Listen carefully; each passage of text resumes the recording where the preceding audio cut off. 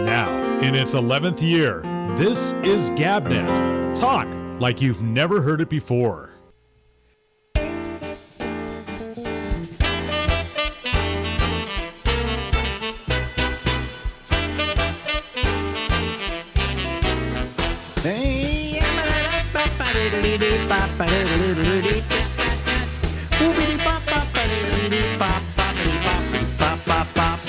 Live from Harlem in New York City, it's Alex Bennett, and this is the Ramble.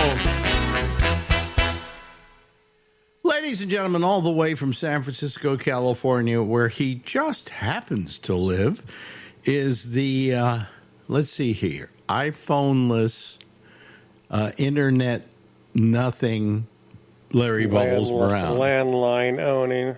Yeah, I was thinking about that. I text you. If I text you, which I don't do, I write you an email. But if I text you, would you use your phone to write me back? I can get text. I can get text on the flip phone. Yeah. Yeah, but then if you write me back, don't those flip phones? Don't you? If you want C, you have to go A. Yeah, exactly. It's more trouble than if you had a smartphone, where it's kind of annoying. Yeah. Yeah. So I don't know why you don't at least have a smartphone. Forget about the internet. Although you could get the internet on your smartphone, but a smartphone would make it easier for you all the way around. I don't think I would be able to learn how to use one. What do you mean you wouldn't be able to learn how to use one? They got all those icons on there. I just get confused. You're not a moron. I think I am. Oh, really? Yeah. Okay, you think you are. Okay. I'm not terribly bright. But that's not true. That's not true. You know what it is? I think it's your fear of this stuff, of this technology, that makes you say, "Oh, I can't do it." I don't know if it's a fear. It's like if I'm not interested in something, I kind of shut my mind off. Okay, let me put it this way. I assume your grandmother isn't alive any longer. No. But if she were, she could operate an iPhone. I doubt that. No, they made him so simple. What's the big? What do you think you could not learn in an iPhone? Huh? Probably how to send a text. I don't know. Well, okay. I give up on you. I just give up on you. I'm not going to try. It's like, can we sell you this car? No, I don't think I can drive it. What is with you? My.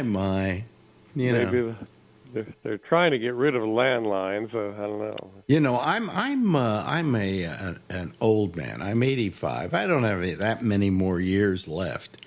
But in the time that's left to me, if I could just get you to use an iPhone, you'd be happy. I could go to my just reward with a smile on my face. Yeah. Uh-huh. But I can't believe you're 85. I can't believe you don't have an iPhone. Well, Herb Alpert's 90. I just saw that. So. Yes, he is.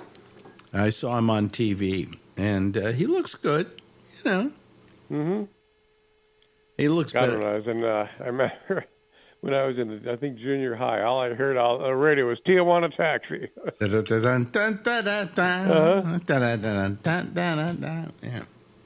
Yeah.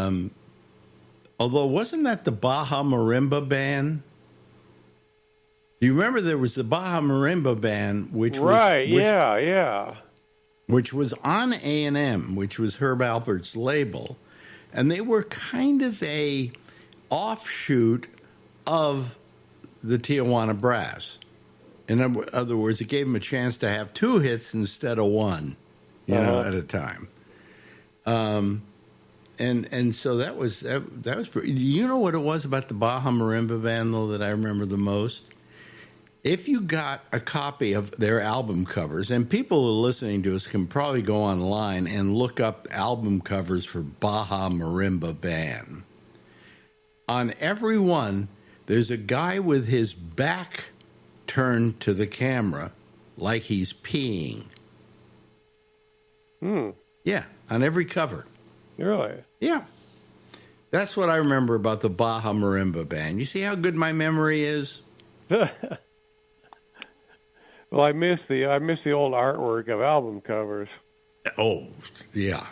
There were well, actually, I think they still do them at all? Do they? I don't know. I don't think so. But you can't. I don't think so. Well, when somebody releases an album, you can get it online, but you can also, I think, get the whole album physically if you want it. But most people don't want it because it takes up space, in your house. So I used to have a lot of albums. Do you remember me? I used to have a lot of albums. Yeah. Over the years. And I sold them all when I left San Francisco. Really? Wow. Yeah, I just, except, you know what I kept? I still have in storage all my comedy albums. Oh, okay. So I have a lot. I have very nice, I have all the Cosbys. You have Shelley Berman? I have Shelley Berman, I believe, yeah. Bob Newhart. Bob Newhart.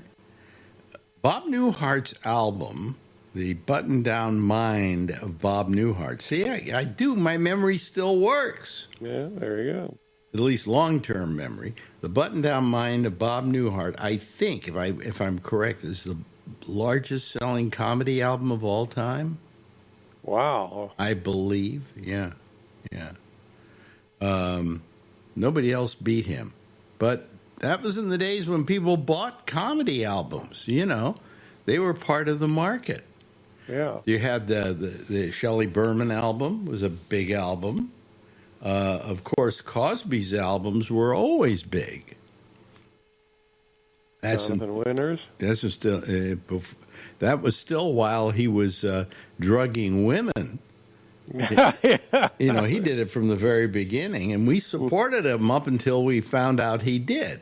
We didn't know the dark side. Didn't you? Tell me this. The things they think are big secrets, okay, that nobody knows, okay? Did you know about Cosby and his drugging women before it became big? Never heard anything. I did. Oh. Yeah, I heard about it. Yeah. Do you hear what Cosby does with women? What? He gives them a drug or a roofie or whatever it is he was giving them. And then when they were passed out, he has sex with them. I knew that. Hell, when you and I were hanging out in San Francisco. Jesus. Yeah. That was one of the... and the one that got me was everybody went, Harvey Weinstein did that? Did you know about it? No. I think... Well, you must be out of the loop because everybody I knew Really? about Harvey Weinstein and him hitting on women and, taking his clothes off. And, boy, what a disgusting thing that must have been. I know. To go up for an interview with Harvey Weinstein, which, of course, every woman in show business wanted to do because, hey, he was Mr. Show Business. And you would go up there, and then he would say, I'll be back. I have to go into the bathroom. You go into the bathroom and come back out naked. Now, how disgusting would that be? Not because he was naked. If who came out naked was like Paul Newman, you would have gone, guess what happened to me last night? But no, you go home barfing, and you have to make a decision then. Do you want a career or don't you want a career? What would you have done? I would have fled in horror. I probably would have fled. I would have, I remember Lori Thompson. She was, I loved Lori. I love Lori because she's feisty. We were doing I think it was one of those, what was it? Those HBO one night stands. And I was hosting them. I remember that. And I was doing the warm up, And then I did the announcing on them, by the way, in the beginning, and on the first go-round with those shows. And I can't remember who the guy was, but he was like an agent or somebody. And she was in a dressing room, just kind of fixing herself up or whatever. And he walks in, and he closes the door behind him and starts coming on to her. Oh, jeez. Now, he was, if I remember correctly, he was one of the biggest agents in show business. Okay? Wow. And he just closed the door and then started hitting up on her and, touching her and doing stuff like that. And Lori just stood back, looked at him and said, "This is totally unacceptable." And she gets up and she leaves. And I can't remember who the guy was, but he was big in show business. He was really big. Really? Yeah. Jesus. Yeah. But the fact that he felt that he could walk into a room, close the door behind him, and then suddenly have sex with the woman who's in the room was just so disgusting. And she just said, "This is totally unacceptable." And she went to the door, opened it, and slammed it shut. So that's why I love the woman. Well, how many guys do you think who were like that we never heard of? Oh, well, I mean, that went on all the time. Now, I could have done that. I never did.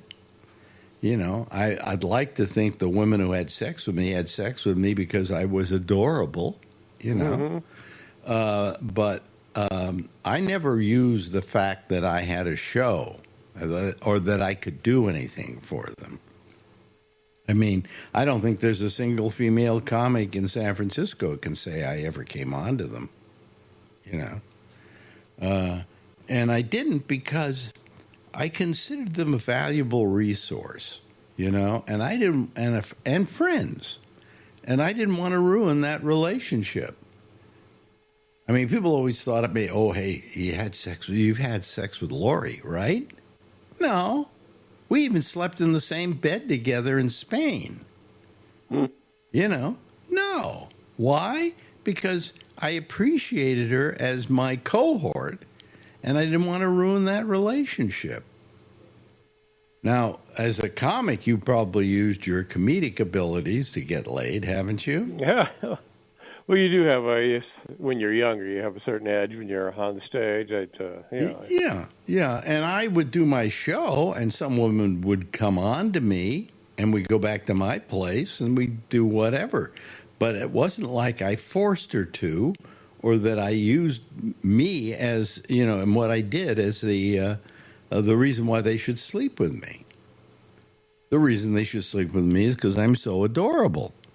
Anyway, But now, there were some women that probably fool around with Weinstein thinking, "Oh, this is how you get the movies." Well, there are some questions about what's her name, who won the Academy Award for Shakespeare in Love. Paltrow. Gwyneth Paltrow. That was a Weinstein film.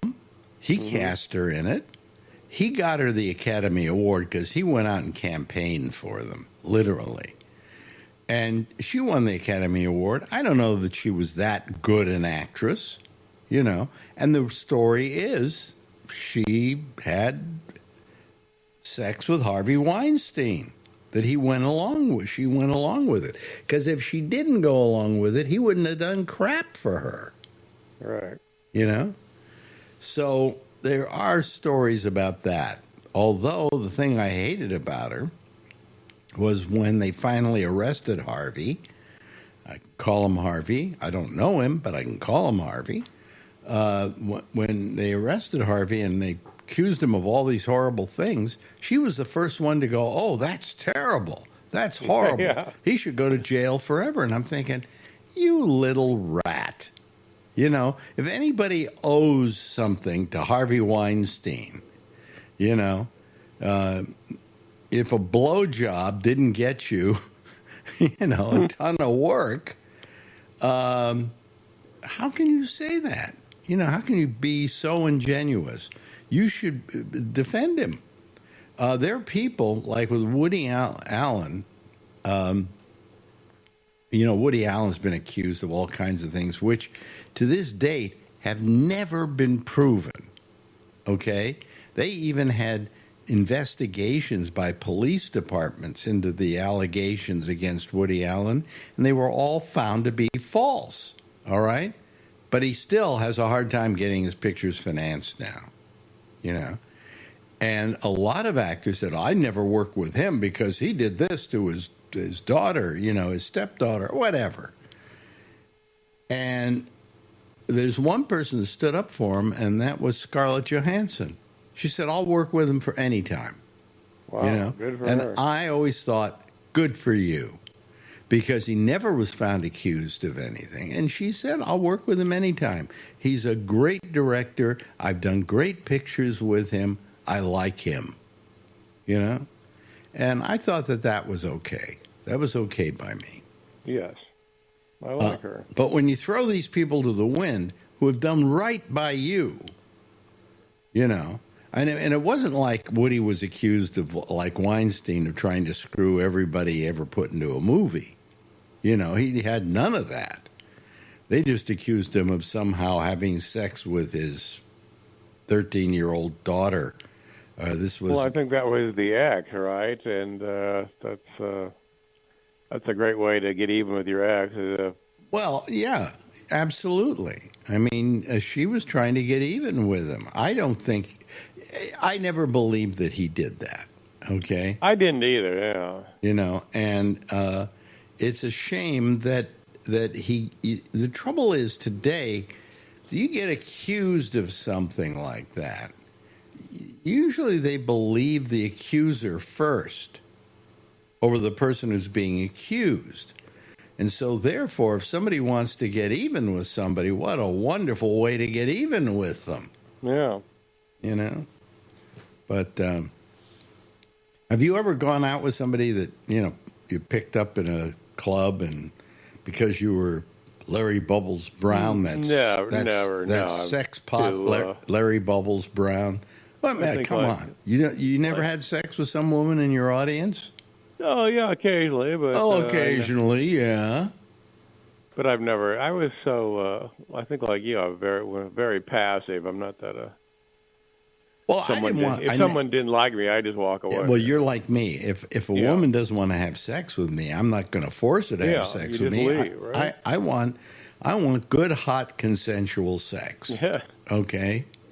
And the fact that we don't, we don't get access to, good hot sex that often. I'm not going to force it if somebody doesn't want to. That's just me, you know. And it's you. You don't want somebody to have sex with you who doesn't want to. Takes all the fun out of it. It does. I never could see why, Cosby, who was a famous stand-up comic. He had also been famous for doing a TV show at that time. May have been the most popular TV guy in the planet would at you the time. Would you think he would have to drug a woman to get her to go to sleep with him? Yeah, unbelievable, right? I think that was an unnecessary purchase of drugs. He could have gotten laid without even thinking twice about it. You would think, yeah. So I never understood that. Never could understand that. Maybe there was some sense of power he felt. Although he had power, he was a famous comic. Yeah, there's some psychological bolt loose there. I don't know what it is, but yeah, bolt loose. Yes, absolutely. And now Weinstein, I can understand. Who the hell would want to have sex with him? He looks like Shrek. It looks horrible. He always looked horrible. Well, apparently I think he's getting a new trial. Yeah, there's a new trial going on here in New York. I don't think he's going to be found innocent, but, there were reasons for that new trial. And even if he beats this charge, I think there are a few other charges still standing that, so he's never going to see a day outside of prison, especially at his age. And he's not in good health. If you've ever seen him, he's using a walker and things like that. And he does not look well. In fact, I think he was in the hospital for a while for something, you know. Now, the big question here is, and I think this is the big question of the day, did J.D. Vance kill the Pope?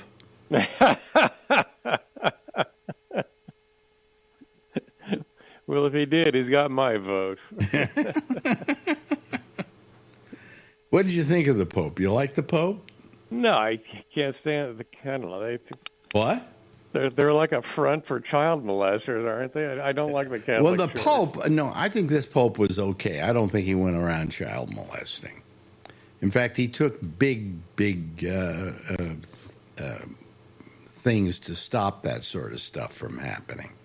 Well, I need to, because it's been such a widespread problem there. It's unbelievable. Oh, it's amazing what kind of a problem it was. So, you know, it was not...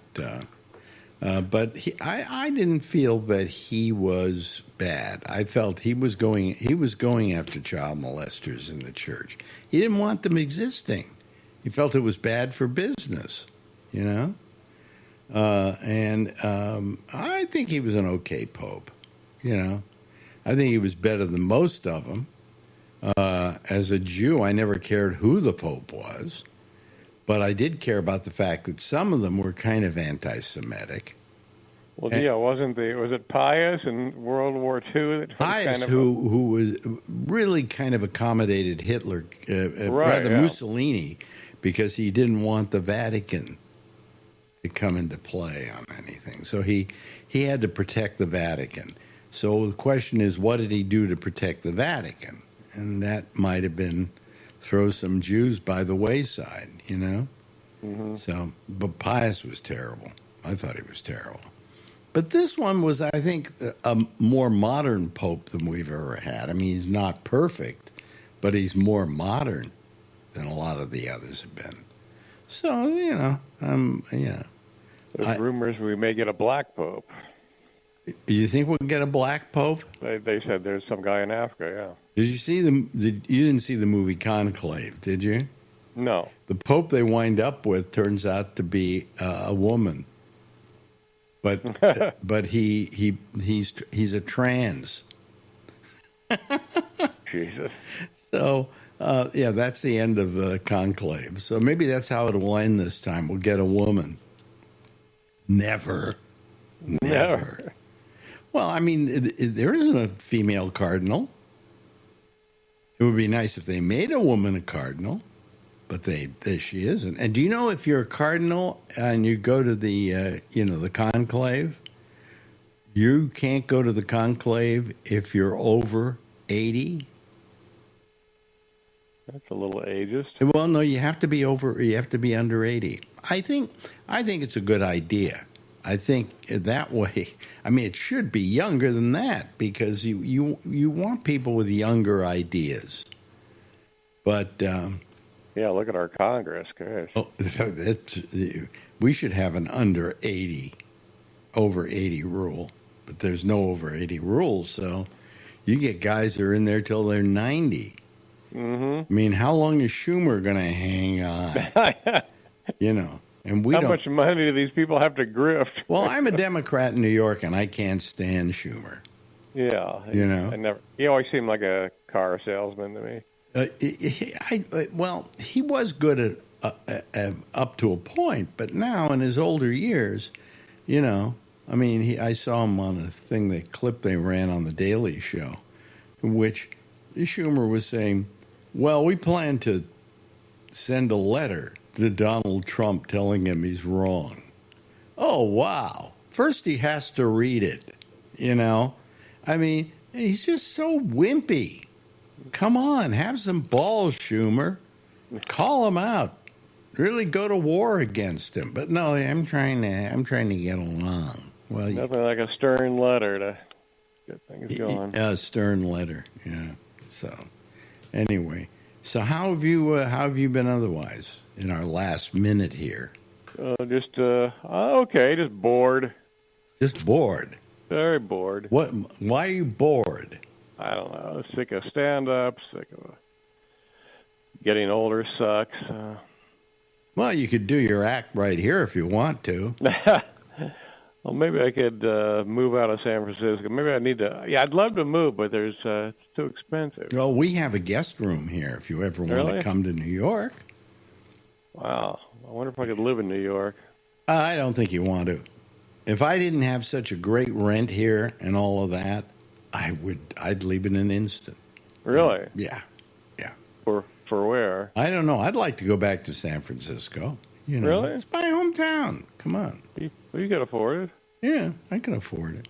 Hey, we ran out of time here. Okay. And we'll do one of these again next time. Now that you've done, I don't know, this is 300 and something. I can't. I'm losing count. I'm going to have to go back and count them. Ladies and gentlemen, it's his nibs, Larry Bubbles Brown. Bye, Larry. Bye-bye. Now, in its 11th year, this is GabNet. Talk like you've never heard it before. Yes. Thank you so much, Larry. We really appreciate it and always enjoy having him here. And we usually do it on Fridays, so that's good. Anyway, hello to all of you. How are you? I wish I could say I was really okay, but I went in. I had the most brutal dental session I think I can say I've ever had in my life. You know, they were doing a root canal, which I've had, God, half a dozen root canals, maybe more, you know, and never had the kind of discomfort. And it isn't even pain. How can I put it? It wasn't pain. It was that they were like keeping my mouth open and they were sucking the stuff out of my mouth, and then she's doing the work she's got to do, and then every now and then she feels she has to take an X-ray. So then they take an X-ray, but the people taking the X-ray, she has assistants, and they do the X-ray, right? Right. So they do the X-ray, and they don't know how to do it. They're going, well, I'll put this in here. And all the meantime, she's got to stick this thing in my tooth or something, like a pin. So I can't close my mouth. Okay, otherwise I feel the pin, obviously. And then she says, please don't break it. What? You don't have more? Anyway, so they're taking forever to take the X-ray. I mean, if they just say, okay, you want an X-ray? Okay, boom, boom, let's do it. Let's get it done as fast.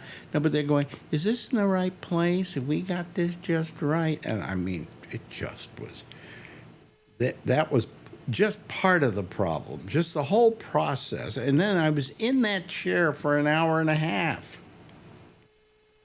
So it was not a good day today, folks. God, do I hate dentistry. You know, and on top of that, she did this thing, you know, she did this root canal, but I wasn't in any pain from it. She did something earlier on because I was having some pain there with that tooth. And then she did some stuff and it was feeling just fine. And yet she goes ahead with the root canal. So, and I got to go back on Monday for another session with her. And I said, do you think we can get it taken care of by then? She says, well, I hope so, but I'm not guaranteeing anything. And I'm going, Jesus, not another, what, I'm going to have to go a fourth time for her to finish it up? It was grueling, just grueling. So here I am. And then Marjorie says to me, let's go out and have lunch. And my mouth, she's been digging, I've got more Novocaine in my mouth than I ever have, and it's on both sides, and I can't bite down on anything. So she goes, let's go out to lunch. And I go, well, I don't know. I don't feel like it. I would rather just go home, lie down, maybe sip something out of a straw. And Marjorie goes, well, then I'll go by myself, and you can go home by yours. So finally I said, okay, I'll go to the restaurant with you. So I went to this restaurant. And I got to tell you something. We've been to this restaurant, God, many times over the last many years. And I'd say maybe the most it's ever come to is something like $90 or something. And that's because we get 2 entrees and we get some calamari and we get the tiramisu because it's very good at this place. It maybe came to like $80, $90, and that was high. We thought that was high. Today we went in, we got the same food we always get, okay? And I'm sitting there getting ready to eat, okay? And I'm eating all the stuff. We got the calamari, then she got a pasta entree, and I got a pasta entree, and not one of the really expensive ones or anything. And then we got the tiramisu, and she got a Prosecco. She always has to have a Prosecco. With tax, it came before tip, okay, to $145. Now, I remember spending $145 just a few years ago for dinner, and that's because we went to a really fancy place. I don't understand it. I don't get it.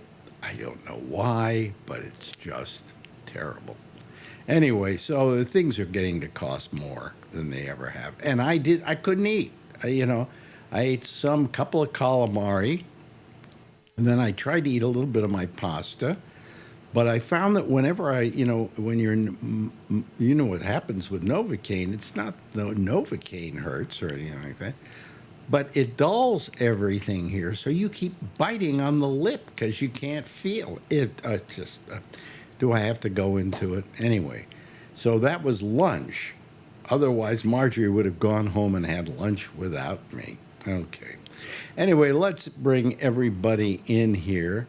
And let's see if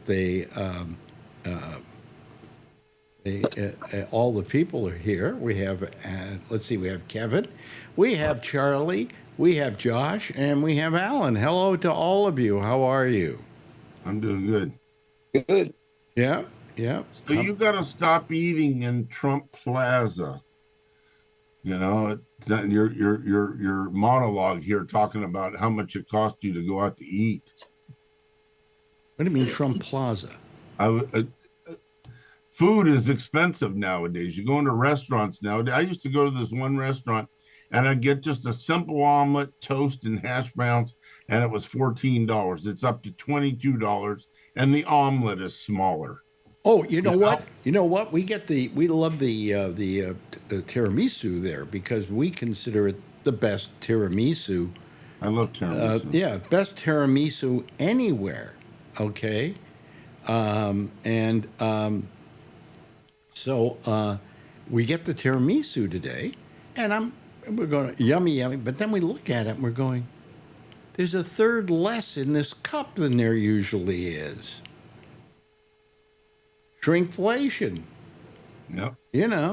Hey, I don't care if you charge me a little more. Give me a full cup of it. Absolutely. So. Absolutely. Hello, Mark Thorner. How are you?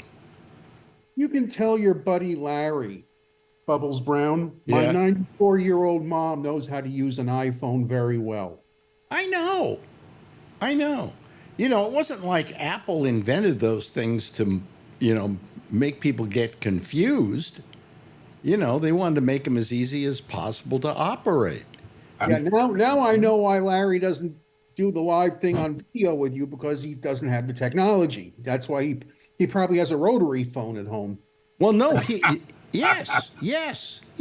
Probably does. Here's what happened. Here's what styling. It is. I think I mentioned it in the interview.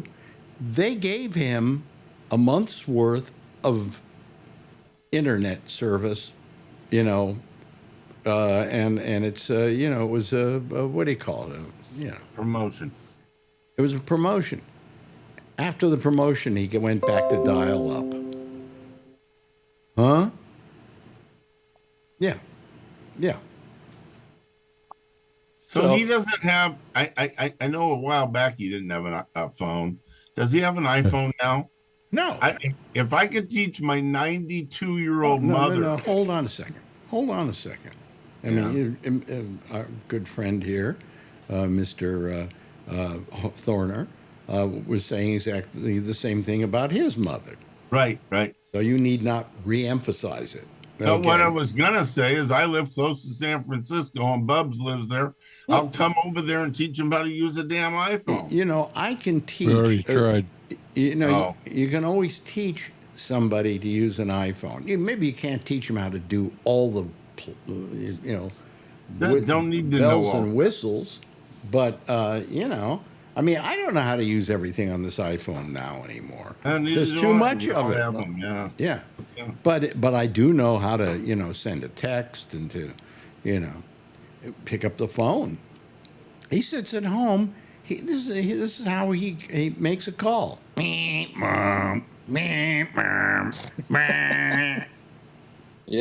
Bing, bing. Yeah, that's the internet over at Larry's place. And I love Larry. I mean, I guess that's one of the things I love about him. I don't think he's afraid of the technology. I think he doesn't want to admit that he can operate it, because that will ruin his reputation. But I know that got you get really flummoxed when you heard it, right, Mark? Yeah, right. How's everything down in Florida? Still wacky land. You know, what can I tell you? Really wacky, huh? No. I mean, all those people down there who are living on a fixed income because they're old, right? Well, no. They're now all the snowbirds are heading up your way, back north. What do you mean, the Spielbergs? Oh, snowbirds. Oh, snowbirds. I thought you said Spielbergs. Oh. You know. So they're moving up here. Oh, okay. But the thing is that most of the people in Florida are it's kind of got an old population down there, right? And you ain't helping either. So, you know. Oh. Well, I'm not saying he's that old. I don't know. How old are you, Mark? I think you're maybe late 60s, early 70s. I'll be 65 next month. You'll be 65 next month. Oh, I shouldn't have said something like that, because you never can be on the winning end of trying to guess somebody's age. You know. But anyway. Also, something else you brought up, Cosby. Yeah. I went to a taping of his show when the first year he did it in Brooklyn. They were done in Brooklyn. 15-minute walk from where I lived in Midwood. And that was a strange thing, because it was, I think, the church that his parents were somehow involved with in Philly. Yeah.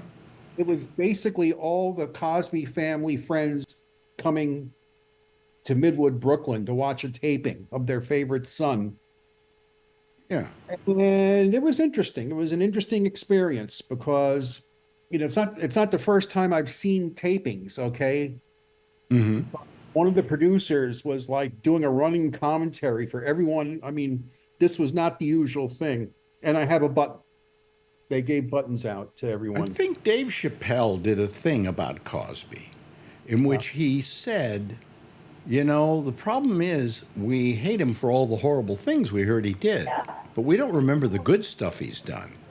All the money he's given to black universities and sending kids to college and things like that. You know, and sometimes you got to take the good with the bad, but you can't forget the good. You know, you can't deny him the good. But you see, the way I got the tickets, I had a friend who worked for the production office. Even then, he had a reputation. I heard about it when I was in San Francisco. In fact, I think I heard about it before then. Everybody knew that he, you know, drugged women and did stuff like that. It's just nobody really went to him and said, "That's not right. You better stop that." You know, because he was Bill Cosby. And, you know. Making NBC truckloads of money. Yes. Yes. Oh, You bet your life. And so, I mean, everybody knew he was doing that. What do you call it? The guy, the movie maker. God, I can't remember names anymore. Weinstein? Weinstein. Yeah. I knew about Weinstein years and years and years ago. And you may remember there was, I believe, an Academy Awards show or a Golden Globe show where somebody got up and even made a joke about the fact that he molested women and all of that. And it was a joke on the show and everybody laughed.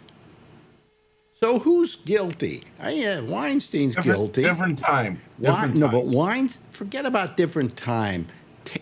Doing things right and doing things wrong don't have an expiration date, and nobody, it came after him in those days. And then when they finally caught him, everybody's going, "Oh, I hate him. He's horrible," But he was getting away with this for years. And if I knew about it, God damn it, most of Hollywood sure did.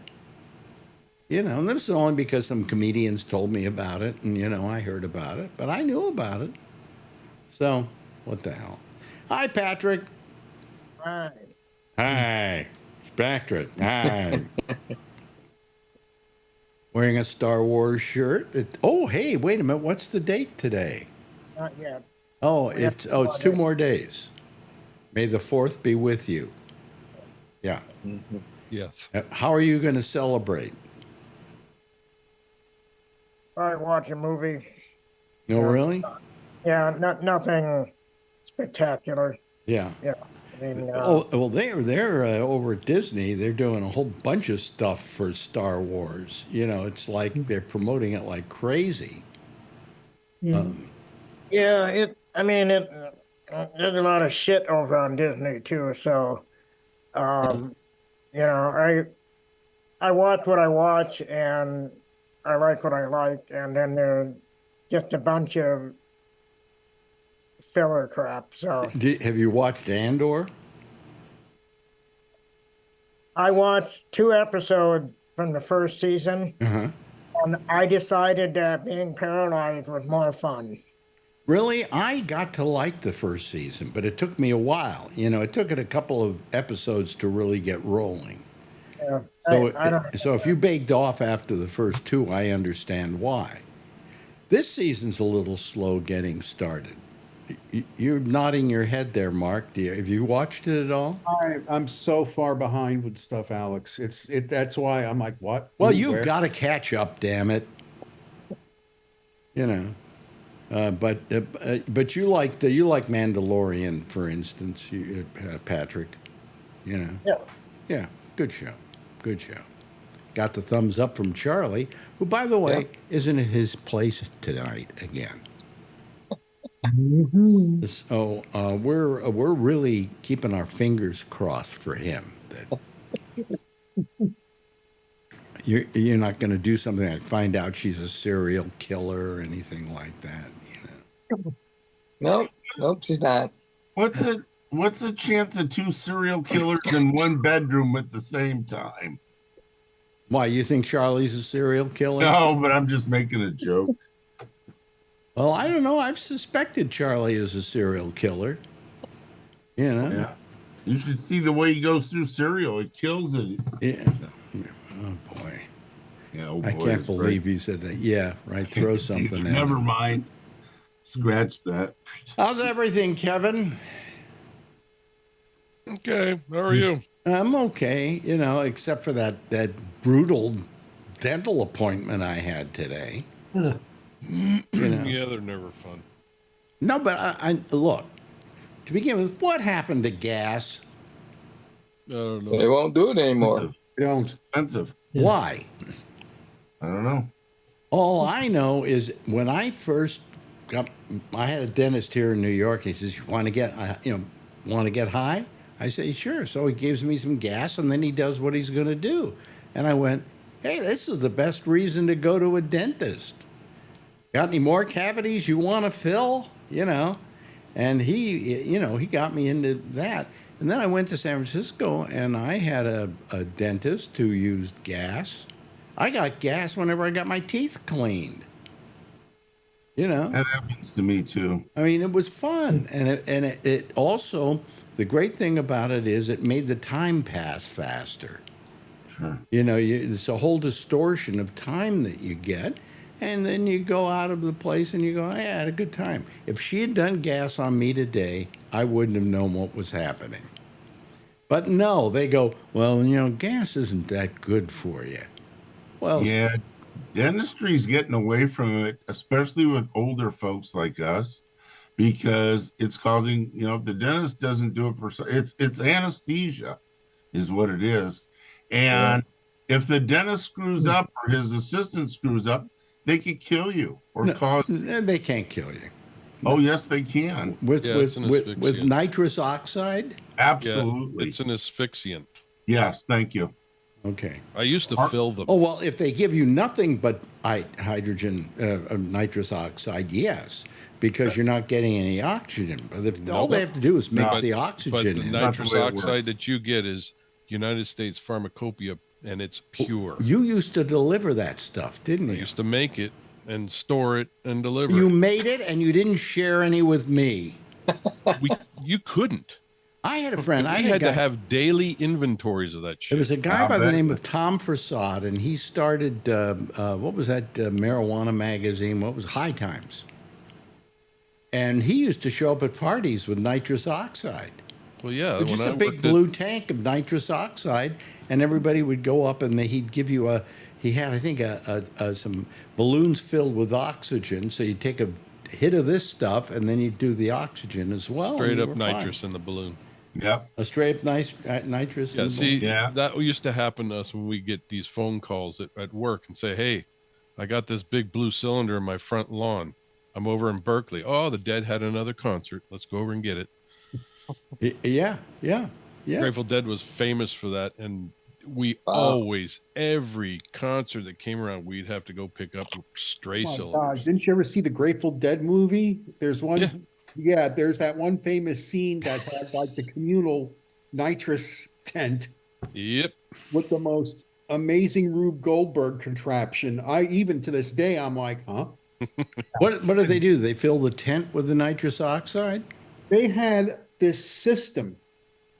And I just remember seeing masks and a lot of tubing hanging, and it was like, oh, really? They had, I think you could feed it into a manifold and then drop the manifold, and then all the like a hookah bar. Yeah, Same exactly. thing. Wow.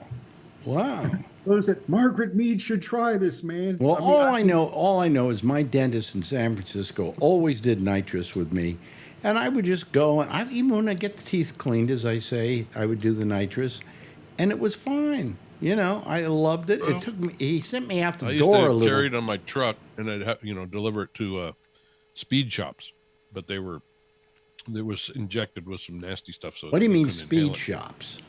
Car shops. They use it for nitrous oxide. Oh, I thought it was shops where they made speed. I didn't know. But I would have people come up to me on the street and say, "Hey, can you sell me a couple of those?" Right. No. Wow. Yeah, well, a lot of people. They used to drag racing. Oh, what the people used to do is, remember the little whippets that they put in the whipped cream thing? Well, the whippets, if you just opened them up and then breathed it in, that was it. Or you used the machine whippets. that you put it on, you punctured it and inhaled it. Yeah, and you could inhale it and everything, and So what they've changed to in dentistry is what they call conscious sedation. And it's basically Valium, and it just relaxes you. I didn't get anything today. Really, good. I'm sitting there. I'm sitting there, and they're trying to figure out how to use the X-ray machine. I would have left. And I'm going. Do you understand that I have this pin in my tooth, and I have a hard time swallowing because I'm back like this, right? And I'm having a hard time swallowing. And by the way, your suck-o-matic isn't sucking anything out of my mouth right now. And okay, now we'll take it. Let's see, is it in right? Let's just get it just right. Okay. That takes about another 5 minutes, and then they take the picture. And then she goes, yeah, I better take another one. This one didn't look that good. So then they take another one. And now, by now, I'm gagging on my own saliva, okay? And they're all going, how does this button work? And then, you know, they put the big apron on you.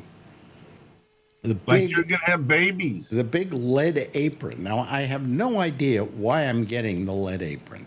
Okay. So you don't get have a child. No, that's right. That's right. Even if you were pregnant, I don't think there's enough radiation there to hurt you. Okay.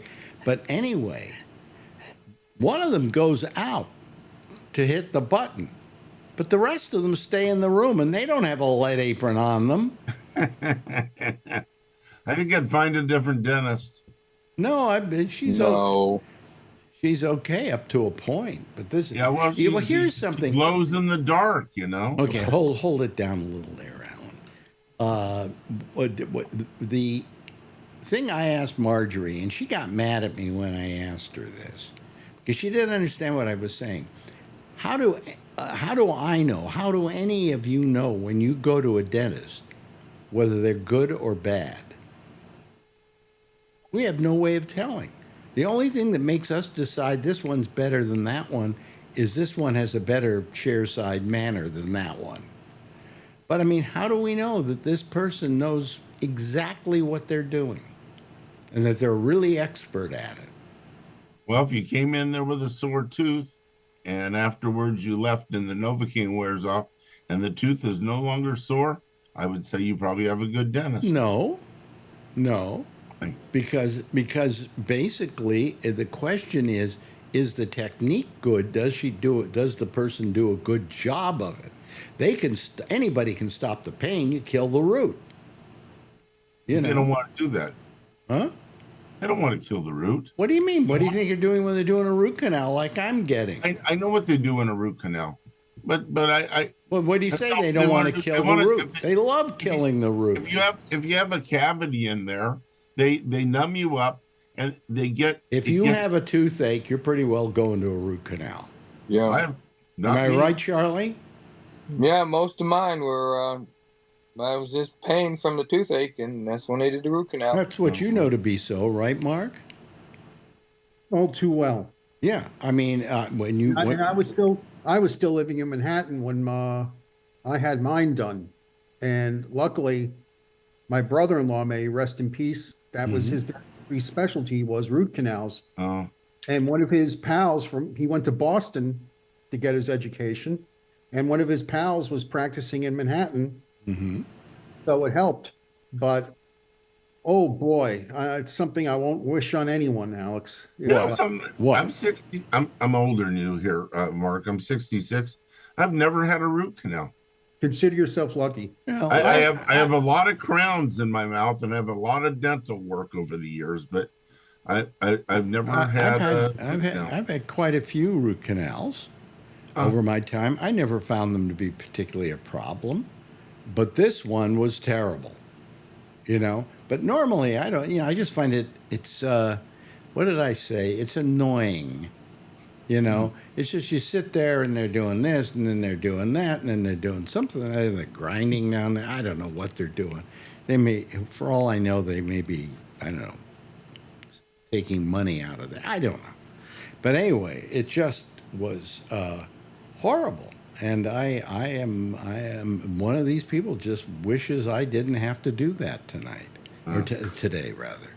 It was, and I've never had it be that terrible. Well, doesn't a root canal usually mean that there's bacteria in the pulp chamber? No, they numb you up. No, and they take these little files and stick it in there and clean out the bacteria out of the pulp chamber. Yeah. And they also usually kill the root at the same time. Yes, that's right. Then they put something called punka in there. And then they crown it again. No, you don't even have to crown it sometimes. I had one the other day they didn't crown. A couple of months end ago. Up with a broken tooth. No, they didn't. This one won't need a crown. No? Okay. Not for a while.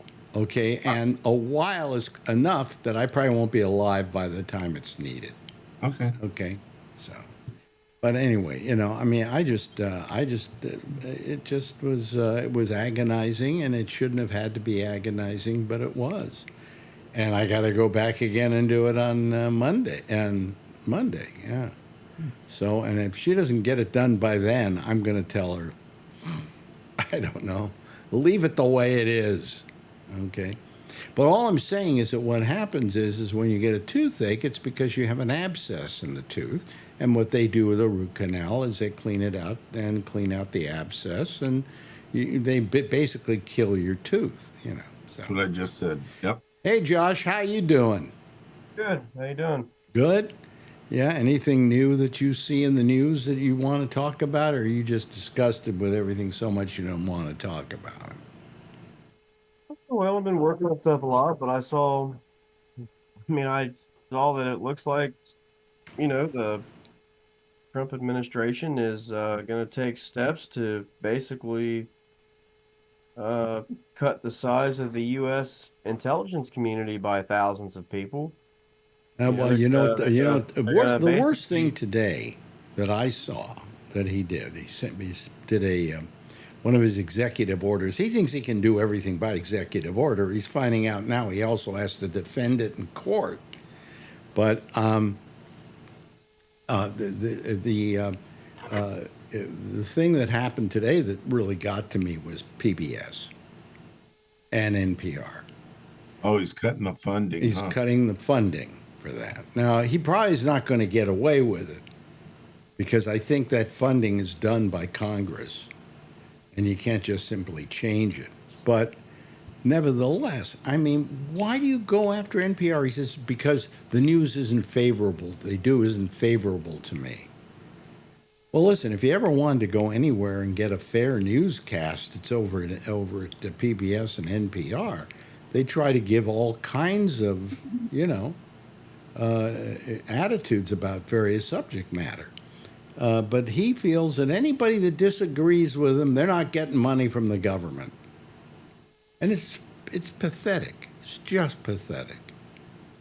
How do you deal with this down in Florida? You say your people around you are kind of like pro-Trump, or are they getting less so because? Well,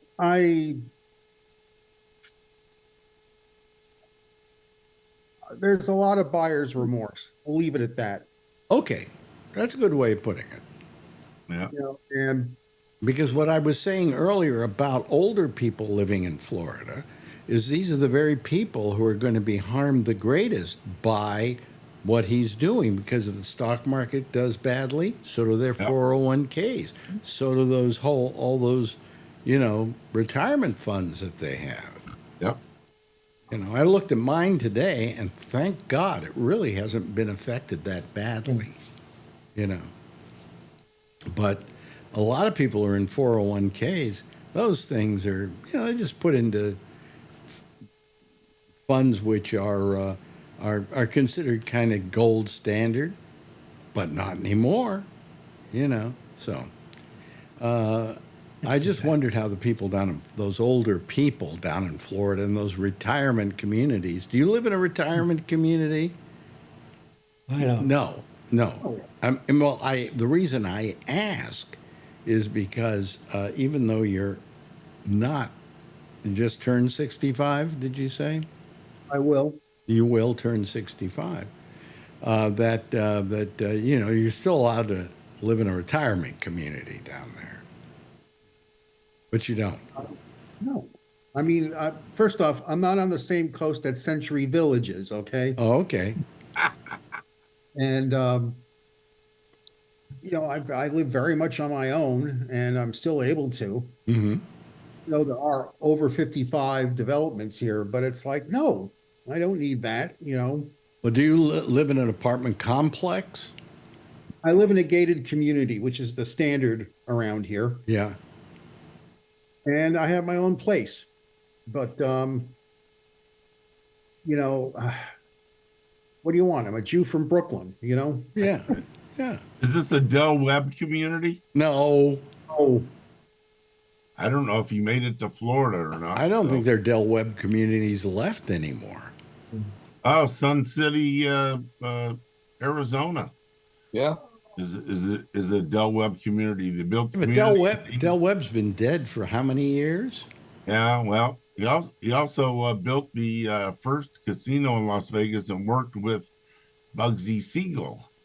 And he said Bugsy Siegel made him very nervous because he could snap in a moment's Well, no, notice. he was one of the people that helped build the casino. I don't think he built it. I thought he was the actual builder of the Flamingo. No, actually, the truth of the matter is that not even Bugsy Siegel created the Flamingo. The Flamingo was initially created by some other developer, and Bugsy Siegel went in and muscled him out, you know.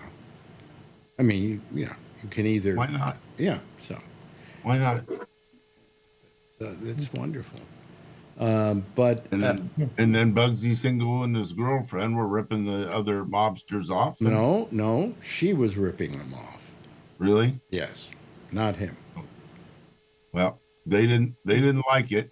No, they didn't like it at all. He was watching the news in Hollywood somewhere, and several bullets went through him. So no, he was sitting in his living room.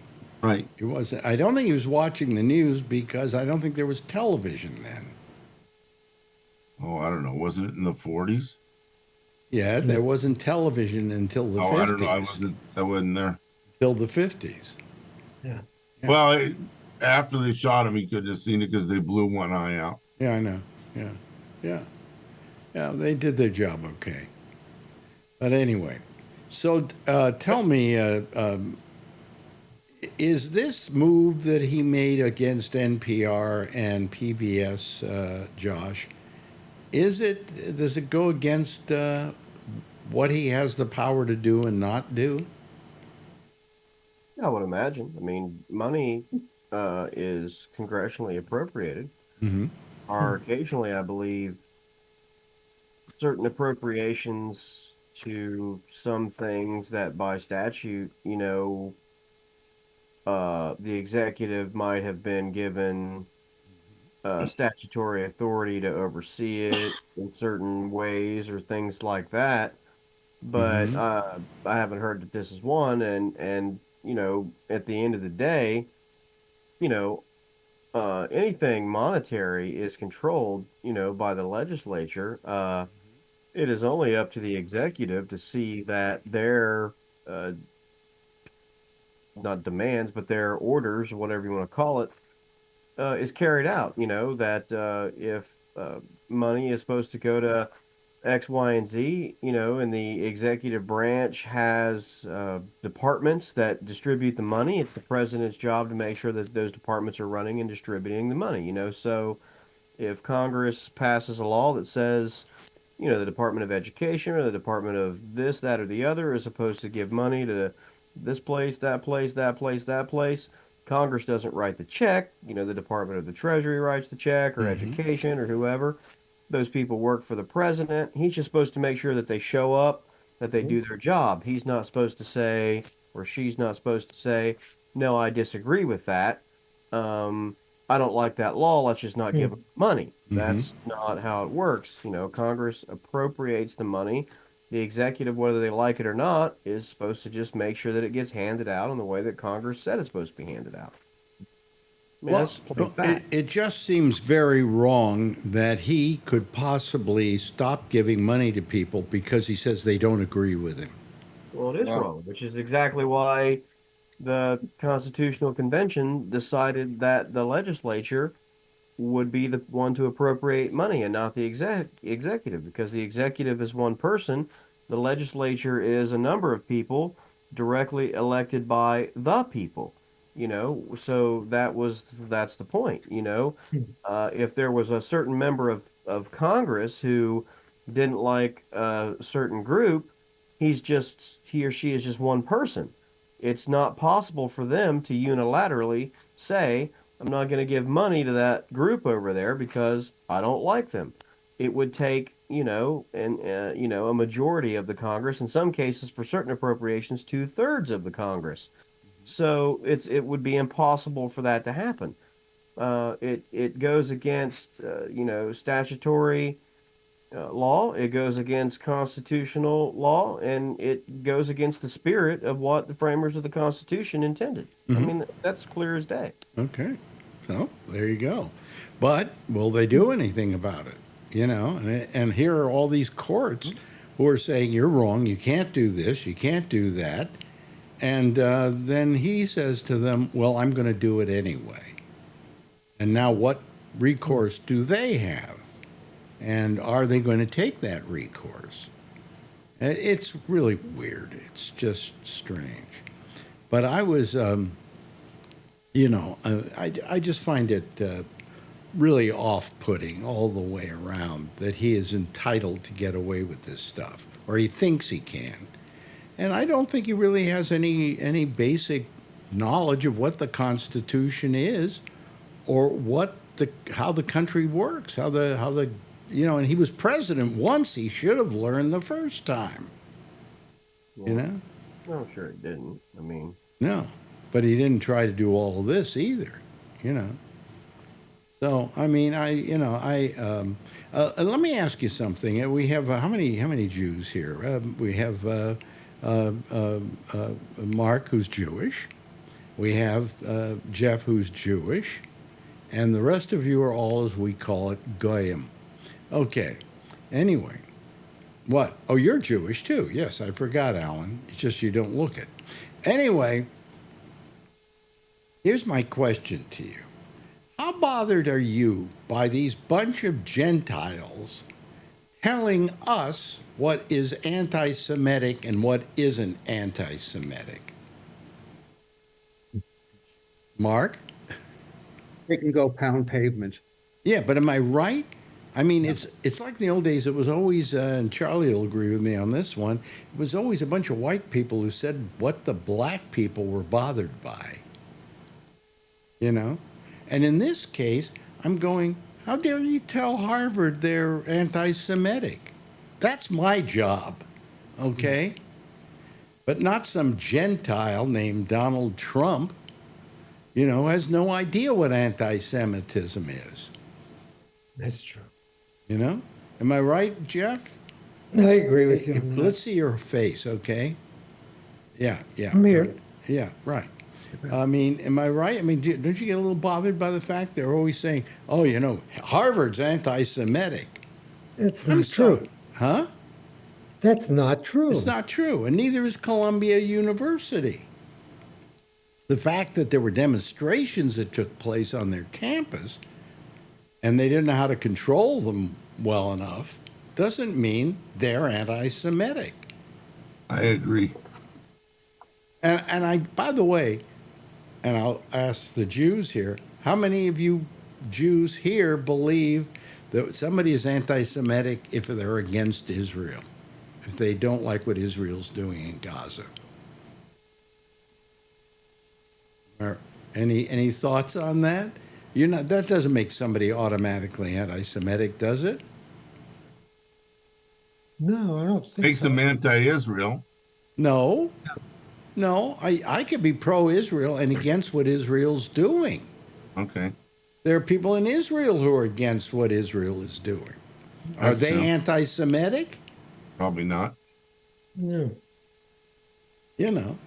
I'm against what Israel's been doing in Gaza and how they've been handling that situation. I think it's barbaric. But does that make me anti-Semitic? I guess I'm an anti-Semitic Jew. You maybe don't. You don't agree with me, do you, Mark, about Israel, or that they've been acting in a bad manner? I don't even want to get into this, Alex, because it's a can of worms. Yeah, it is a can of worms. And there are problems that should have been dealt with. I'll say this. There are problems that should have been dealt with a long time ago that were ignored. And let's start in 1948. Well, it goes back even before that. So, and this is the resultant, and that's all I'll say about it. I mean, these people all live in this part of the world. They should get along with each other. Oh, You know? if you take out Hamas, yes, they will. But until that, I don't know that Hamas taking out Hamas will do it. Yeah, there's a lot of other factors. Yeah. And yeah.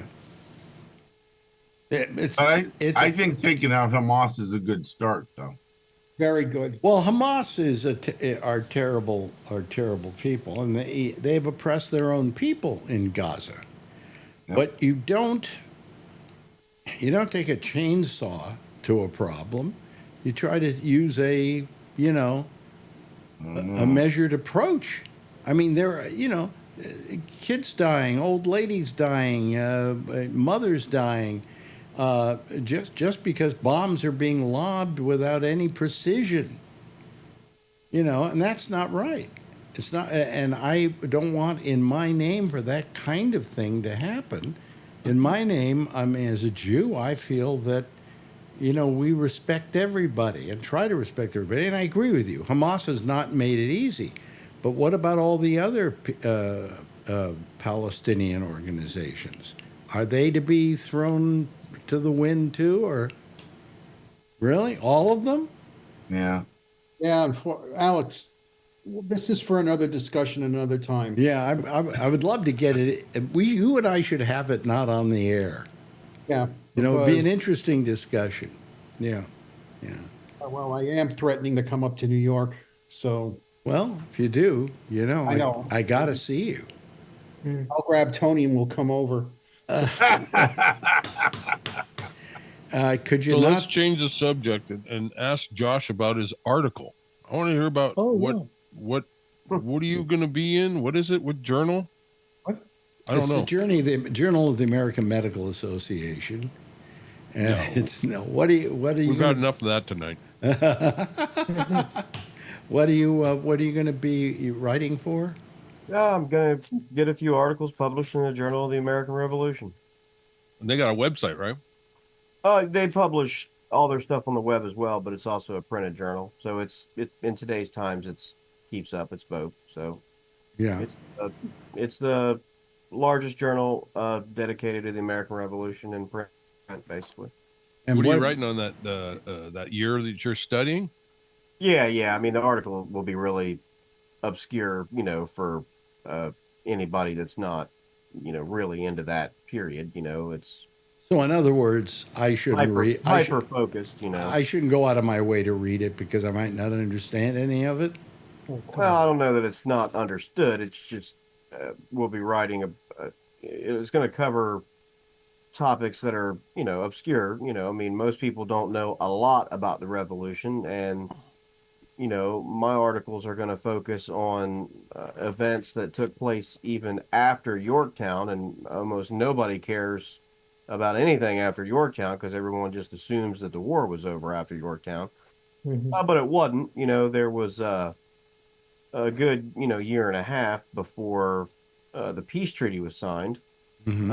So at that time, we were still in a state of war, and while the main army of the Continental Army and the British Regular Army didn't face off in any kind of battle after Yorktown, that doesn't mean that, partisan bands of loyalists and patriots did not engage in a de facto civil war for a year and a half. Oh, okay. All right. Yeah. Which they did. And at times it was very bloody. And at times there were certain areas of the country where that was actually the bloodiest part of the war. It was more violent during those one or two engagements than basically when people went the entire war without really having anything going on in their backyard, and then after Yorktown, they lived in a lawless land in parts, so yeah. But did the English go back to England at that point? Well, the British would eventually return, evacuate, but, the main violence after Yorktown was not perpetrated by British regulars or the British government. They had all but given up, for the most part. they kept up some appearances in case the war ramped back up. But after Yorktown, the British government redeployed their troops to fight the war in other parts of the world, like the Caribbean, parts of India, things like that, because the American Revolution was really a world war on a lot of fronts because the French were in on our side and other things. So, entities were at war with each other all over the planet. So they redeployed troops to basically decided that they were going to give up the colonies, and then they went to protect their territory in the Caribbean, and other parts of Europe.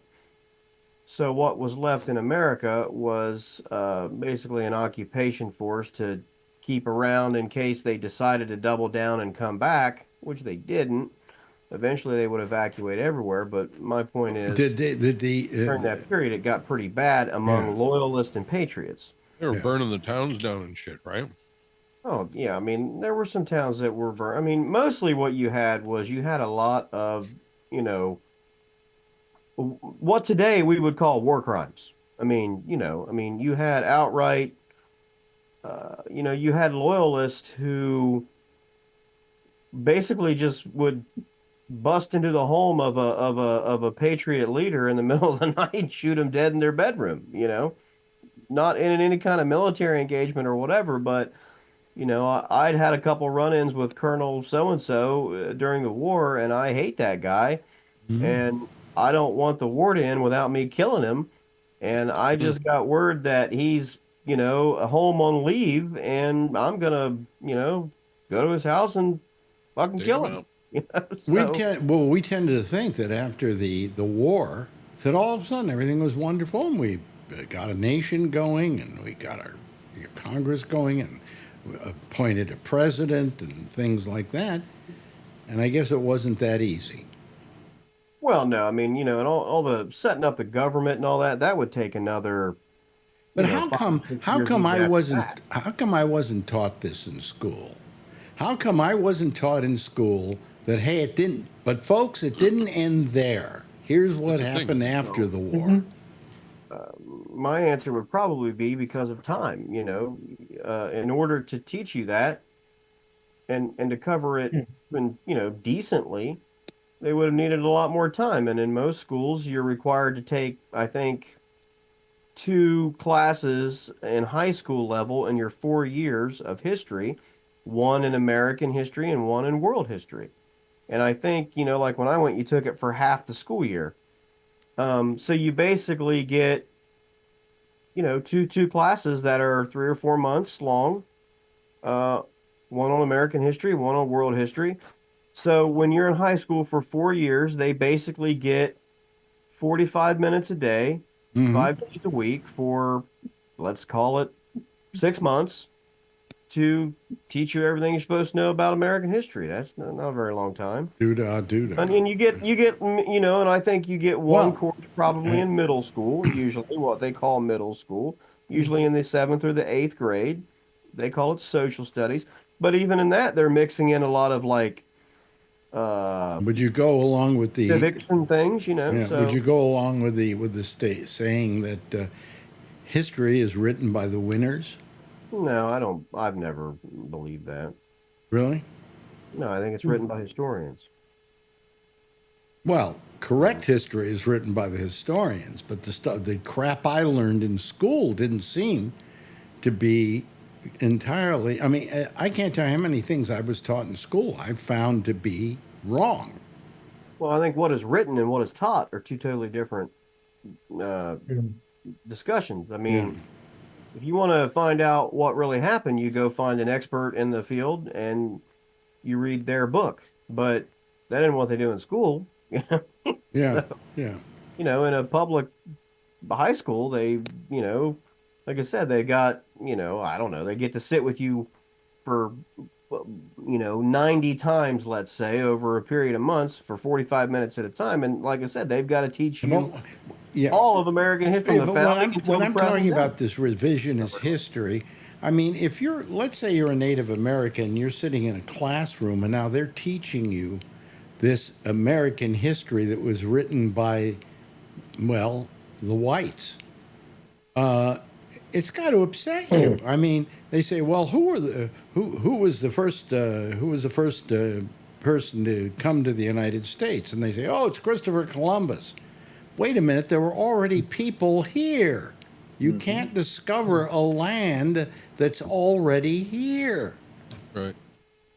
You can't. Indigenous people lived here, and the white version of the story is Christopher Columbus discovered America. I think a lot of that is evolved. You know, I don't know. Now they don't teach that any longer. They've changed all that. Right. Although probably Trump wants to go back to that. But but I mean, I just think that there's a lot of problems with the way we taught history, and it just I learned stuff in school, in grade school, that today was just patently wrong. I mean, I learned stuff in psychology. They taught me in psychology that there were idiots, morons. I'm trying to remember what the other one was, and then from 70 to 80% American Indian. How wrong is that? By the way, we're being joined now by Don Giller, and I don't know if he has anything to say. When's it supposed to come out, Josh? Do you know yet? No, I don't know. The first article I wrote just got done going through editing. Yeah, good. Okay. Congratulations. Hello, Let us Giller. know. Yeah, I have something very distressing to tell you, Alex. Really? Show's over. Bye. The button-down mind of Bob Newhart is ranked the 20th best-selling album, comedy album. Really? I think it was, but I'm talking best-selling is what I said. Best-selling. I think at the time it was the best-selling comedy album of all time. At the time, but as of today, it's ranked the 20th best-selling comedy album. Okay, Bill Cosby. No, no, Bob Newhart. Bob Newhart? No. Are you asking what's the best-selling album? What's the best-selling album? Yeah. Jeff Foxworthy.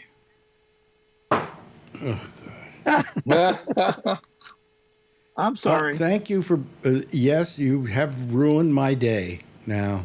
Even worse than your root canal. Yeah, well, you're a redneck if you listen to Jeff Foxworthy. Oh boy. Sorry. No, that's okay. That's okay. How many of his albums do you have, Don? I have a Jonathan Winters album, I think. Oh my God. Yeah. I've got a Johnny Carson air check, but yeah, I hear the music sounding. Did you got here just in time? Well, you went 32 minutes Trump free, which I thought was a record. Really? Well, hopefully we can keep that up. Well, I'm counting on it. Yeah.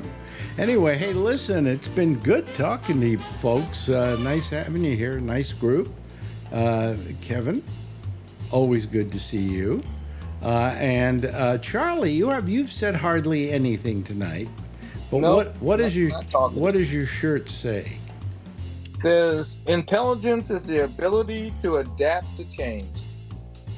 By Stephen F. Hawking. I would have a tendency to agree with that. Me too. Yes. Alan, thank you for being here tonight and apprising me of dentistry. Thanks to Josh for giving us a nice history lesson tonight. And of course, I got to tell you, it's always a treat when you call Mark. I really mean it. I really mean it. And Jeff, thank you for calling. Patrick, always nice to have you on upon occasion, calling this program. You're one of our oldest people on the show. The longest, you go back to the beginning. Even when I was over at Sirius XM, you were over there calling me. I think so was Mark, if I'm not mistaken. You didn't call that show? Okay. Oh, I was a big chicken. You're a big chicken. Oh, okay. Yeah. Anyway, hey, I gotta go. I'm running out of time here. Thank you all. Give a big wave goodbye, and I'll give a big wave goodbye at you. There they go, ladies and gentlemen. That's our citizen panel. Yes, sir. And there's another citizen panel being assembled right after this on the intersection with Amy Manuel. You can go to her using Zoom, and in order to get her on Zoom, you go to gabnet.net. In the third row over at the bottom, it says Amy Manuel. You click on that, take you right to her. I'll see you again on Monday with the pop-up show on Facebook, and then I will also see you next week on Wednesday. Same time, same station, life. In the meantime, as always, if you see her, of course, tell her I love her, okay? Good night, everybody.